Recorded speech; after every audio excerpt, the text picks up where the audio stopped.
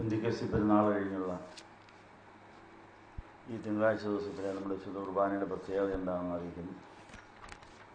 പെന്തിക്കോസ്തി പെരുന്നാളിൽ ശക്തി പ്രാപിച്ച ആ 120 പേർ അവർ ഒത്തൊരുമിച്ച് ഒരുമനപ്പെട്ട് അനേകരെ നേടുവാൻ അവരുടെ കൃപകളും കൃപാവരങ്ങളും ജ്വലിപ്പിക്കുന്ന രംഗമാണ് നമ്മൾ ഇനിയും കാണുന്നത്.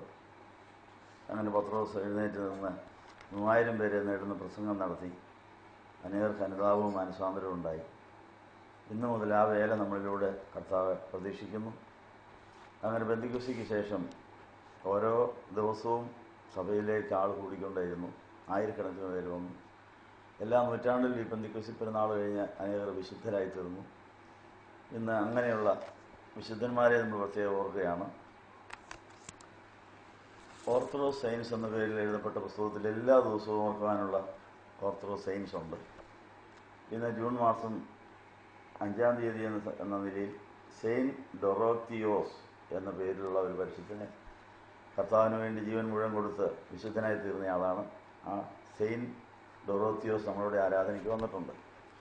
മറ്റൊരു കലണ്ടറിൽ അനുദിന വിശുദ്ധരുടെ കലണ്ടറിൽ 5-ാം ദിവസത്തിൽ വിശുദ്ധ ബോണിഫസ് എന്ന പേരിൽ മറ്റൊരു പരിശുദ്ധനെ നമ്മൾ നോക്കുന്നു. ഇങ്ങനെ അറിയപ്പെട്ട 2 പരിശുദ്ധന്മാരെ നമ്മൾ ഓർക്കുന്നു. അറിയപ്പെടാത്ത അനേക വിശുദ്ധന്മാർ പർദീസായിലുണ്ടെന്നുള്ള കാര്യവും മറ്റൊരു സത്യമാണ്. ഇവരെല്ലാവരും കൂടെ കർത്താവിൻ്റെ കല്യാണത്തിന് വരും. നമ്മളും കല്യാണത്തിന് പോകാൻ വരുന്നതാണ്.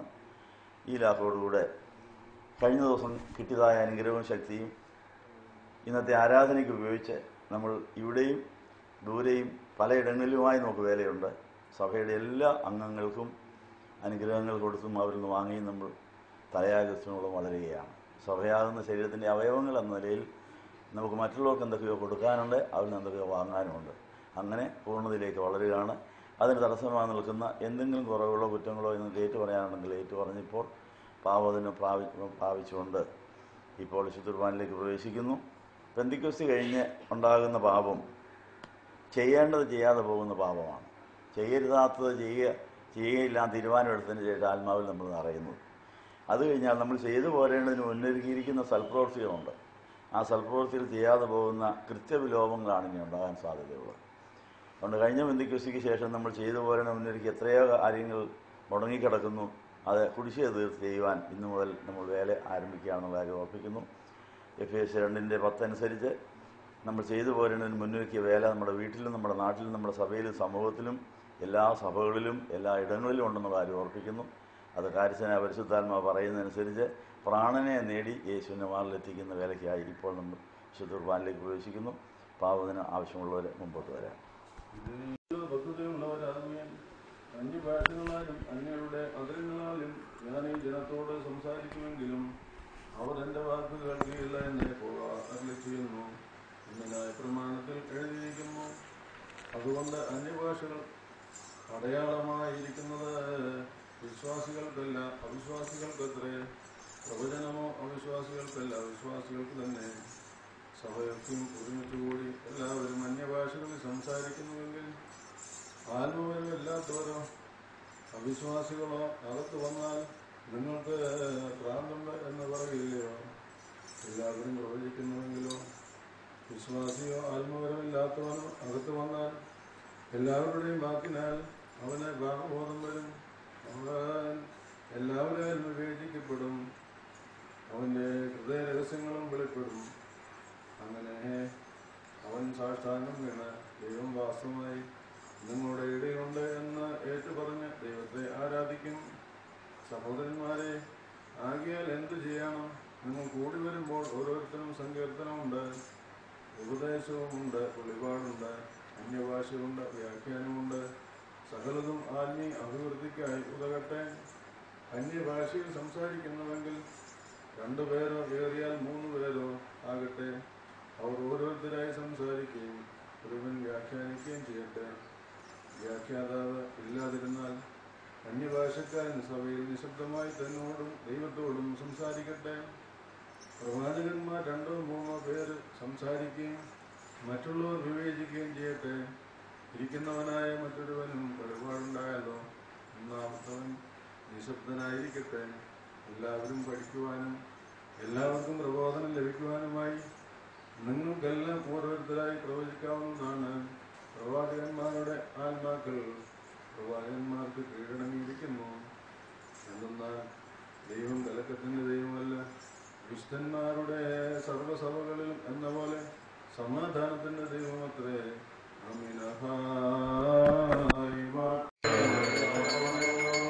വിശുദ്ധ യോഹന്നാന്റെ സുവിശേഷം അധ്യായം 16 തിരുവചനങ്ങൾ 1 മുതൽ 15 വരെ. വിശുദ്ധ യോഹന്നാൻ 16 1 മുതൽ 15 വരെ. യേശു അരുൾ ചെയ്തു, നിങ്ങൾ ഇടറിപ്പോകാതിരിക്കുവാൻ ഞാനിവ നിങ്ങളോട് പറയുന്നു. അവർ നിങ്ങളെ സിനഗോഗിൽ നിന്ന് പുറത്താക്കും. നിങ്ങളെ കൊല്ലുന്ന ഓരോരുത്തരും ദൈവത്തിന് വഴിപാടർപ്പിക്കുകയാണ് എന്ന് വിചാരിക്കുന്ന സമയം വരുന്നു. അവർ എന്നെയോ എൻ്റെ പിതാവിനെയോ അറിഞ്ഞിട്ടില്ലാത്തതുകൊണ്ട് ഇങ്ങനെ ചെയ്യും. ആ സമയം വരുമ്പോൾ ഈ കാര്യം നിങ്ങൾ അനുസരിക്കേണ്ടതിന് ഞാനിത് നിങ്ങളോട് സംസാരിച്ചിരിക്കുന്നു. മുമ്പേ ഞാൻ പറയാതിരുന്നത് ഞാൻ നിങ്ങളോട് കൂടെ ഉണ്ടായിരുന്നത് കൊണ്ടാണ്. എന്നാൽ ഇപ്പോൾ ഞാൻ എന്നെ അയച്ചവൻ്റെ അടുക്കിലേക്ക് പോകുന്നു. നീ എവിടെ പോകുന്നുവെന്ന് നിങ്ങളാരും എന്നോട് ചോദിക്കുന്നില്ല.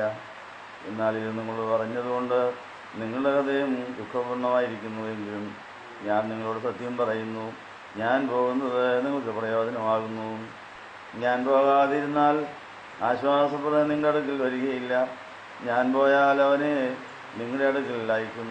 അവൻ വരുമ്പോൾ പാപത്തെയും നീതിയെയും ന്യായവിധിയെയും കുറിച്ച് ലോകത്തിന് ബോധം വരുത്തും. അവർ എന്നിൽ വിശ്വസിക്കാത്തതിനാൽ പാപത്തെക്കുറിച്ചും ഞാൻ പിതാവിൻ്റെ അടുക്കൽ പോവുകയും നിങ്ങളിനി എന്നെ കാണാതിരിക്കുകയും ചെയ്യുന്നതുകൊണ്ട് നീതിയെക്കുറിച്ചും ഈ ലോകത്തിൻ്റെ അധിപതി വിധിക്കപ്പെട്ടിരിക്കുന്നതിനാൽ ന്യായവിധിയെക്കുറിച്ചും ബോധ്യപ്പെടുത്തും. ഇനിയും അനേക സംഗതികൾ നിങ്ങളോട് പറയുവാനുണ്ട്, എന്നാൽ അവ ഗ്രഹിക്കുവാൻ ഇപ്പോൾ നിങ്ങൾക്ക് കഴിവില്ല. സത്യത്തിൻ്റെ ആത്മാവ് വരുമ്പോൾ അവൻ നിങ്ങളെ സകല സത്യത്തിലും നയിക്കും. അവൻ സ്വമേധയാ ഒന്നും സംസാരിക്കാതെ താൻ കേൾക്കുന്നത് സംസാരിക്കുകയും വരുവാനുള്ളത് നിങ്ങളെ അറിയിക്കുകയും ചെയ്യും. അവൻ എനിക്കുള്ളവയെടുത്ത് നിങ്ങളെ അറിയിക്കുന്നതുകൊണ്ട് എന്നെ മഹത്വപ്പെടുത്തും. പിതാവിൻ്റേതെല്ലാം എൻ്റേതാകുന്നു. അതുകൊണ്ടത്രേ എനിക്കുള്ളവ എടുത്ത് നിങ്ങൾക്ക് തരുമെന്ന് പറഞ്ഞതെന്ന് താൻ അരുളി ചെയ്തു. പെന്തക്കോസ്ത് പെരുന്നാളിൻ്റെ മുട്ടുകുത്തലിൻ്റെ 3ാമത്തെ ശുശ്രൂഷയ്ക്ക് വായിക്കേണ്ട വേദഭാഗമായിരുന്നു. എന്നാൽ അത് ഇന്നലെ നമ്മൾ വായിച്ചില്ല. ആ കുടിശ്ശികയെന്ന് തീർത്തിരിക്കുകയാണ്. ഒരു 5 മിനിറ്റ് ഇരുന്നാട്ടെ. വിശുദ്ധ യോഹന്നാന്റെ സുവിശേഷം 16 അധ്യായത്തിൻ്റെ 1 മുതൽ 15 വരെയുള്ള ഈ വേദഭാഗം പെന്തക്കോസ്ത് പെരുന്നാളിൻ്റെ 3ാം ശുശ്രൂഷയ്ക്ക് പിതാക്കന്മാർ വായിക്കാൻ വെച്ചിരിക്കുന്നതിൻ്റെ കാരണം എന്താണെന്നറിയാവോ? പരിശുദ്ധാത്മാവിൽ നിറയുവാൻ കാത്തിരിക്കുന്നവരും കാത്തിരുന്നാലും ആത്മാവ് ലഭിക്കാത്തൊരു കൂട്ടർ എപ്പോഴും കാണും. കർത്താവിൻ്റെ പ്രസംഗം കേട്ട ആയിരക്കണക്കിന് പേരുണ്ട്. കർത്താവിൻ്റെ അത്ഭുത പ്രവർത്തനങ്ങളുടെ ഫലമായി സൗഖ്യം കിട്ടിയവരനേകരുണ്ട്. അപ്പം തിന്നവരൊത്തിരി പേരുണ്ട്. പക്ഷേ കാത്തിരിക്കാനായിട്ട് 120 പേരെ ഉണ്ടായിരുന്നുള്ളൂ. ബാക്കിയുള്ളവരൊക്കെയും അവിശ്വാസികളായി ലോകത്തിൻ്റെ പ്രഭുവായ പിശാചിൻ്റെ പിടിയിൽ അമർന്നു കിടക്കുകയായിരുന്നു. ഉയർത്തെഴുന്നേറ്റ് യേശു 11 ശിഷ്യന്മാരെ പലപ്പോഴായിട്ട് കണ്ടു. 72 അറിയിപ്പുകാരെ കണ്ടു. 500 പേരെ വരെ കണ്ടതാണ്. പക്ഷെ അതിൽ നിന്നും 120 പേർക്ക് മാത്രമേ പെന്തക്കോസ്തിൽ കാത്തിരിക്കാൻ സാധിച്ചുള്ളൂ. നമുക്കൊക്കെയും പല അനുഭവങ്ങളിലാണ് ഇപ്പോഴും നിൽക്കുന്നത്. ഇന്നലത്തെ പെന്തക്കോസ്തിയുടെ അതിൽ 100% ആത്മനിറവ് കിട്ടിയവർ കുറേ പേര് കാണും. പക്ഷേ ആ പെർസെൻറ്റേജ് കുറഞ്ഞ് 0യിൽ നിൽക്കുന്നവർ കാണാം. യൂദാക്കോട്ടായി തുടരുന്നവരും കാണാം. ഈ അവസ്ഥ അന്നും ഇന്നും എന്നും എവിടെയും കാണും എന്ന് നമ്മൾ അറിഞ്ഞിരിക്കണം. അപ്പോൾ ഒരു കൂട്ടർ ആത്മാവിൽ നിറയുമ്പോൾ വേറൊരു കൂട്ടർ അശുദ്ധാത്മാവിൽ നിറയും. നിറഞ്ഞവരിൽ നിന്ന് കുടിയിറക്കപ്പെടുന്ന പിശാച് നിറയാത്തവരിലേക്ക് കയറാനും സാധ്യതയുണ്ട്. ഇങ്ങനത്തെ ഒരു അപകടം ഇതിനകത്തുണ്ട്. അപ്പോൾ പെന്തക്കോസ്തിയിൽ കാത്തിരുന്നപ്പോൾ 120 പേരെ നിറഞ്ഞുള്ളൂ. മറ്റുള്ളവരിലേക്ക് നിറഞ്ഞവരിൽ നിന്ന് കുടിയിറക്കപ്പെട്ടത് വലിഞ്ഞു കയറി കാണും. അതുകൊണ്ട് നമ്മുടെ ജീവിതത്തിൽ വചനം പൂർണ്ണമായി നമ്മളെ ഭരിക്കുന്നില്ല എങ്കിൽ, നമ്മുടെ ഉള്ളിൽ തിന്മയ്ക്ക് കയറാൻ പഴുതുണ്ടെങ്കിൽ, കുറേ പേർ വിശുദ്ധരാകുമ്പോൾ വേറെ വരെ അശുദ്ധരാകാൻ സാധ്യതയുണ്ട്. ആ ഗതികേട് എനിക്ക് വരല്ലെന്ന് പ്രാർത്ഥിച്ചോണം.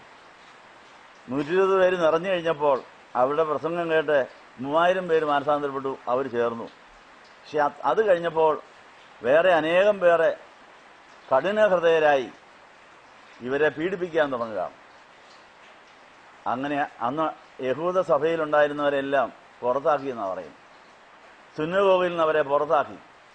അവർ കൊള്ളരുതാത്തവരായി മുടക്കപ്പെട്ടു. അപ്പം ആത്മാവിൽ ശരിക്കും നിറയാമെങ്കിൽ, ആത്മാവിൽ ശരിക്കും പ്രസംഗിക്കാമെങ്കിൽ പള്ളിയിൽ നിന്ന് മുടക്കി കിട്ടും, വീട്ടിൽ നിന്ന് മുടക്കി കിട്ടും. എന്താ, നിന്നെ കൊള്ളുകയില്ലെന്ന് പറയും, നിനക്ക് ഭ്രാന്താന്ന് പറയും. ഇങ്ങനെയൊക്കെ സംഭവിക്കാം. അതൊക്കെ സഹിക്കാൻ തയ്യാറാണോ? അങ്ങനെയുള്ളവരും പെന്തിക്കോസ് കഴിഞ്ഞ് ഉണ്ടാകും എന്നുള്ള കാര്യം അറിഞ്ഞിരിക്കണം. ഏതാ, നിങ്ങൾ ഇടറിപ്പോകാതിരിപ്പാൻ ഞാൻ ഇവ നിങ്ങളോട് പറയുന്നു. മൈലപ്ര ധ്യാനം എന്നതിൽ അനേക പെന്തിക്കോസ് പെരുന്നാൾ നടത്തിയതാണ്. അപ്പം മൈലപ്രായിൽ നിന്ന് നമ്മളെ പുറത്താക്കിയിരിക്കുക ഇല്ലേ? പള്ളി ആശ്രമം പ്രഷരാക്കി, ധ്യാനമന്ദിരം പ്രഷരാക്കി, കൊള്ളരുതാത്തവരാണെന്ന് മുദ്രയടിച്ചു, അനാശാസ്യമാണ് അവിടെ നടന്നെന്ന് പറഞ്ഞ് സഭാ കേന്ദ്രം വരെ അത് വിശ്വസിച്ച് നമ്മളങ്ങനെ ഇവിടെ അടിഞ്ഞുകൂടിയിരിക്കുക. ഇത് വചനത്തിൻ്റെ നിവൃത്തിയാണെന്നാണ് പറഞ്ഞത്. ശരിക്കും ആത്മാവിലാകാമെങ്കിൽ ദുരാത്മാവിലാകുന്നവർ നമ്മളെ പരിഹസിക്കും, നമ്മളെ തെറ്റിദ്ധരിക്കും എന്നുള്ള കാര്യം ഓർപ്പിക്കുന്നു. അങ്ങനെ സുന്നഗോഗിൽ നിന്ന്, അന്നത്തെ പള്ളിയുടെ പേര് സുന്നഗോഗ് എന്നാ. ഇന്നത്തെ നമ്മുടെ പള്ളിയിൽ നിന്നോ വീട്ടിൽ നിന്നോ നാട്ടിൽ നിന്നോ സമൂഹത്തിൽ നമ്മൾ പുറത്താക്കപ്പെടാൻ സാധ്യതയുണ്ട്. അതുമാത്രമല്ല, നമ്മളെ കൊല്ലുന്നത് ദൈവത്തിന് വഴിപാട് കഴിക്കുന്നതെന്ന് വിചാരിക്കുന്ന ഒരു സമയം കൂടെ വരുമെന്നാണ് പറയുന്നത്. അവർ വലിയ സഭാസേവനമായിട്ട് അത് വിചാരിക്കും. അപ്പോൾ നമ്മളെ ഈ ധ്യാനത്തെയും ധ്യാനമന്ദിരത്തെയും ആത്മനിറവ് ഭാവിച്ചവരെയും സഭയ്ക്കെതിരും ഭേദവിരീതികളും കൊള്ളരുതാത്തവരാണെന്ന് പറഞ്ഞിട്ട് അവരെ സംഹരിച്ച് കളയുന്നത് സഭാസേവനമാണെന്ന് വിചാരിക്കുന്ന കൂട്ടർ വരുമെന്നാണ് പറയുന്നത്.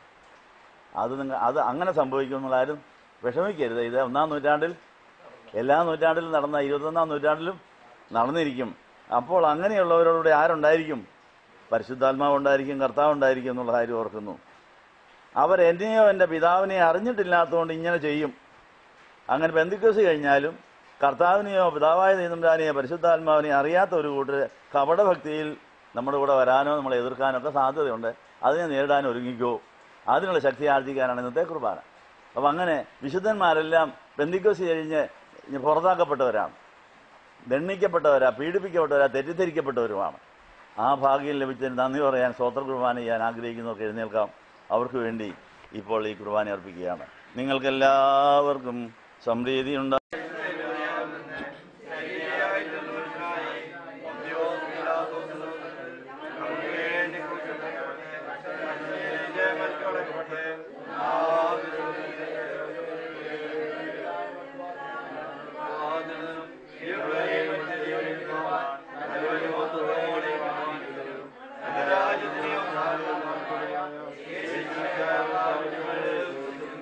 വിശ്വാസം പ്രമാണം പുതുക്കുന്ന ഈ സമയം പിതാവിലും പുത്രനുള്ളതായ വിശ്വാസം പുതുക്കി പരിശുദ്ധാത്മാവിലുള്ളതായ വിശ്വാസം നമ്മൾ പുതുക്കിയാൽ പരിശുദ്ധാത്മാവ് നമ്മളെ പഠിപ്പിച്ചതും ഓർപ്പിക്കുന്നതായ കാര്യം പ്രയോഗിച്ച് നമ്മൾ ആരാധിക്കണമെന്നും പ്രതികരിക്കണമെന്നുള്ള കാര്യമപ്പോൾ അല്ലെങ്കിൽ ഇടറിപ്പോകും.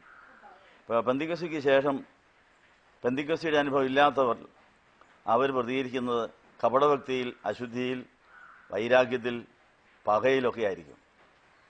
അപ്പോൾ നമ്മൾ യേശു പറഞ്ഞ വചനം ഓർക്കുമോ? ഓർത്ത് പ്രതികരിച്ചില്ലേ നമ്മളും കോട്ടായിൽ മാറിപ്പോകും. എയിൽ നിന്ന് ബിയിലേക്കോ ബിയിൽ നിന്ന് സിയിലേക്ക് പോകാൻ സാധ്യതയുണ്ട്. ഈ വലിയ അപകടം പതിയിരിക്കുക. അപ്പം നമുക്ക് എന്ത് സംഭവിച്ചാലും ഇതേത് വചനത്തിൻ്റെ നിവൃത്തിയാണെന്ന് പ്രാർത്ഥിച്ച് ചോദിച്ചില്ലെങ്കിൽ നമ്മൾ പ്രതികരിക്കുന്നത് സ്വയത്തിലും ജഡത്തിലുമായിരിക്കും. പിശാച് അതിനകത്ത് കയറിയിരിക്കും, നിലവാരം താണിരിക്കും, യൂദാ കോട്ട വരെ താണു പോകാൻ സാധ്യതയുണ്ടെന്നുള്ള കാര്യം ഓർപ്പിക്കുന്നു. അപ്പോൾ നിങ്ങൾ ഇടറിപ്പോകാതിരിക്കാൻ ഞാൻ ഇവ നിങ്ങളോട് പറയുന്നു. അപ്പോൾ ഇടറിപ്പോകാതിരിക്കണമെങ്കിൽ സംഭവിക്കുന്ന സകലം ഉടനെ കർത്താവിനെ അറിയാം. കർത്താവ് എന്നെ അവരെ കളിയാക്കിയിരിക്കുന്നു, എന്നെ പരിഹസിച്ചിരിക്കുന്നു, എന്നെ ഉപദ്രവിച്ചിരിക്കുന്നു, ഞാൻ എങ്ങനെയാണ് പ്രതികരിക്കേണ്ടത്? മോനെ, മകളെ, ഞാൻ നിന്നോട് നേരത്തെ പറഞ്ഞതാണ്, ദൈവത്തെ സ്നേഹിക്കുന്നവർക്ക് അവർക്ക് അനേക അനർത്ഥങ്ങളുണ്ട്. യേശുവിൻ്റെ നിമിത്തം നിങ്ങൾ സകലരാലും നിന്ദിക്കപ്പെടും, പഴിക്കപ്പെടും. അത് സംഭവിച്ചിരിക്കുക. നീന്ന് ഹല്ലേലൂയ പറയാൻ പറയും. ഹല്ലേലൂയ പറയാതെ ഞാൻ ഒരിക്കലും ഇത് മറക്കുകയെന്ന് പറഞ്ഞുകൊണ്ട് നടന്നത് അങ്ങനെ ഇരിക്കും.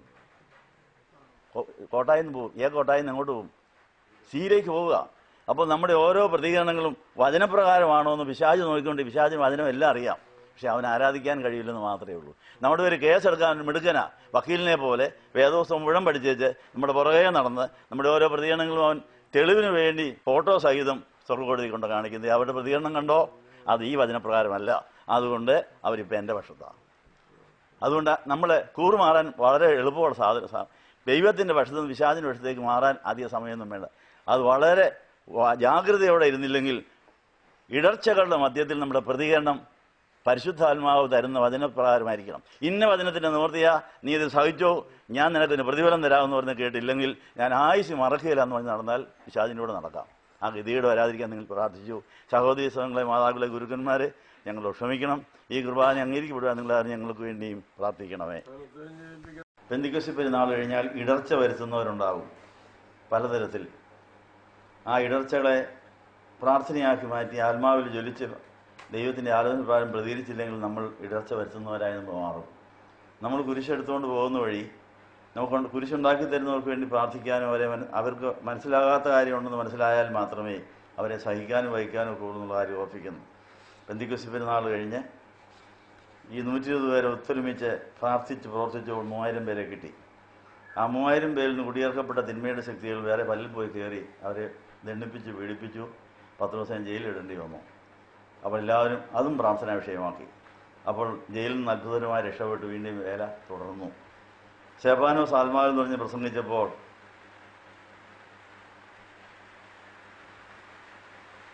അനേറെ കല്ലെറിയണമെന്നാണ് തോന്നിയത്. ഗമാലിയേലിൻ്റെ യൂണിവേഴ്സിറ്റിയിൽ നിന്ന് PhD ഉണ്ടായിരുന്ന ശൗൽ കല്ലെറിയാൻ കൂട്ടു നിൽക്കുക. അപ്പോൾ സ്തെഫാനോസിന് കിട്ടിയ ഒരു വെളിപ്പാട് അയാൾക്കും ബോധമില്ല. ആർക്കാ? ഇവർ ചെയ്യുന്നതെന്നറിയാത്തതുകൊണ്ട് ക്ഷമിക്കണം. കർത്താവിന് ആ ബോധം ഉണ്ടായിരുന്നു, തന്നെ കുരിശിക്കുന്നവർക്കും ബോധമില്ല. ബോധമില്ലാതെ ആർക്ക് വേണമെങ്കിലും വരാം. എത്ര ഡിഗ്രി ഉള്ളവരാണെങ്കിലും എത്ര വിദ്യാഭ്യാസം ഉള്ളവരും അവർക്ക് അറിയാൻ പാടില്ലാത്ത കാര്യം ഉണ്ട്. ഉടലോടെ സ്വർഗത്തിൽ പോയ ഏലിയാവിനും ബോധക്കേടുണ്ടായിരുന്നു, അറിവില്ലായ്മയുണ്ടായിരുന്നു. ഏലിയാവ് വിചാരിച്ചത് താൻ വലിയ ഭക്തനാ, വേറെ ആരും അത്രയും ഭക്തിയുള്ളവരെങ്കിലെന്നാണ് വിചാരിച്ചു. അതും പ്രാർത്ഥി, കർത്താവ് എനിക്ക് ഇങ്ങനെ തോന്നുന്നു, ഞാനാണ് ഇപ്പോൾ വലിയ ഭക്തൻ, നീ തന്നെയല്ലേ വേറെ 7000 പേര് പറഞ്ഞപ്പോഴാണ് മനസ്സിലായി. അപ്പോൾ ഏലിയാവിന് പോലും അത് മറച്ച്. അപ്പോൾ എത്ര പരിശുദ്ധരാണെങ്കിലും ഉടലോടെ സ്വർഗത്തിൽ പോകുന്നവരാണെങ്കിലും അറിയാൻ പാടില്ലാത്ത കാര്യം. അതുകൊണ്ടാണ് സ്വന്തം വിവേകത്തിൽ ഊന്നരുതെന്ന് പറയുന്നത്. സദൃശവാക്യം 3. നമ്മൾ എന്തനുഭവം വന്നാലും സ്വന്തം വിവേകത്തിൽ വിലയിരുത്തി തീരുമാനം എടുത്താൽ പൊട്ടിയിരിക്കും, തകർന്നിരിക്കും. നമ്മൾ അറിയാത്ത കാര്യങ്ങൾ എന്നും കാണും. കർത്താവിന് മാത്രമേ എല്ലാ കാര്യം അറിയാവുന്നതുകൊണ്ട് ഒന്നും സ്വന്തം ബുദ്ധിയിൽ സ്വന്തം വിവേകത്തിൽ ഊന്നി ആരെയും വിധിക്കരുത്, ഒരു തീരുമാനം എടുത്തേക്കരുത്. കാര്യം കർത്താവിനിക്ക് ഇങ്ങനെ തോന്നുന്നു എന്ന് വേണേൽ പറയാം. അപ്പം നീ നിനക്ക് തോന്നുന്നത് ശരിയല്ലെന്ന് കർത്താവ് പറയും. ഏതാ? എലിയാവിനോട് പറഞ്ഞില്ല, നിനക്ക് തോന്നുന്നത് ശരിയല്ല, ഞാൻ വേറെ 7000 പേരെ മാറ്റി നിർത്തി, നീ മാത്രമൊന്നുമല്ല. അപ്പം നമുക്ക് ആരെയും ഇപ്പം മനസ്സിലാകുകയില്ല എന്നുള്ള ഈ ലോകത്തിൻ്റെ ഒരു പ്രത്യേകത. ഈ ലോകം അത്രയ്ക്ക് കൊഴുത്തി അന്ധകാരമുള്ള ലോകമാണ്. ദൈവം തമ്പുരാൻ ഇറങ്ങി വന്നാൽ പോലും മനസ്സിലാക്കാൻ ഒക്കാത്ത ഇരുട്ടാ, തൊട്ട് കാണിച്ചാലും മനസ്സിലാകും.